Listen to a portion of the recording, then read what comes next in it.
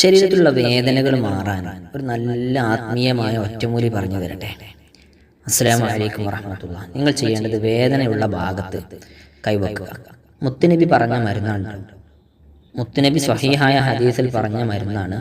വേദനയുള്ള ഭാഗത്ത് കൈവെക്കുന്നു. ബിസ്മില്ല ബിസ്മില്ല ബിസ്മില്ല 3 തവണ ബിസ്മി ചൊല്ലുക. ബിസ്മില്ല എന്ന് ചൊല്ലുക.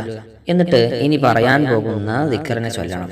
അഊദു ബില്ലാഹി വഖുദ്റതിഹി മിൻ ശർരി മാ അജിദു വഹാദിർ. ഈ ദിക്റിനെ നിങ്ങൾ 7 തവണ ചൊല്ലണം. അതേ കൈവച്ചിട്ട് തന്നെ 7 തവണ ചൊല്ലണം. എന്നിട്ട് മനസ്സറിഞ്ഞ് അള്ളാഹുവിനോടൊന്ന് ദുആ ചെയ്യുക. റബ്ബേ, എനിക്ക് ശരീരത്തിൽ ഇന്ന സ്ഥലത്ത് വേദനയുണ്ട്, നീ അതിന് പരിഹാരം തരണേ.